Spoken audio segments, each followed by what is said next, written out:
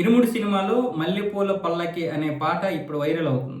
ఈ పాటలో మీరు ఊహించినటువంటి ఒక గిఫ్ట్ చూడబోతున్నారు. మీరు ఊహించినటువంటి విధంగా ఉంటుంది. ఆ వ్యక్తి ఎవరో మీరు చూస్తే ఆశ్చర్యపోతారు అన్న విధంగా జీవి ప్రకాష్ చేసినటువంటి ఆ యొక్క వ్యాఖ్యలకి చాలా మంది రామ్ చరణే చాలా రోజులుగా అయ్యప్ప మాల వేస్తున్నారు కాబట్టి ఆయన ఈ సినిమాలో కేమియో ఇచ్చే పరిస్థితి అయితే ఉంది. ఆయనే కేమియో ఇచ్చే అవకాశాలు ఉన్నాయని కొంతమంది ఫ్యాన్స్, అలాగే ఇటువైపు రవితేజ్ ఫ్యాన్స్ కూడా ప్రచారం చేశారు. దానికి ఇప్పుడు రామ్ చరణ్ పిఆర్ టీం వచ్చేసి క్లారిటీ ఇచ్చింది. అలాంటిదేమీ లేదు. రామ్ చరణ్ ఇరుముడి సినిమాలో కానీ పాటలో కానీ ఎక్కడా కూడా కేమియో ఇవ్వడం లేదు. ఎవరు కూడా దీన్ని నమ్మొద్దు. ఇది ఒక అసత్య ప్రచారం అని చెప్పి ఇప్పుడు ఒక స్టేట్మెంట్ విడుదల చేశారు. అయితే మరి ఆ యొక్క గిఫ్ట్ ఏంటి, ఆ యొక్క గెస్ట్ ఎవరు అనేది ఇప్పుడు చాలా మంది ఆలోచిస్తున్నారు. ఎవరైనా సరే ఆ బయటికి రాకుండా చూస్తారు.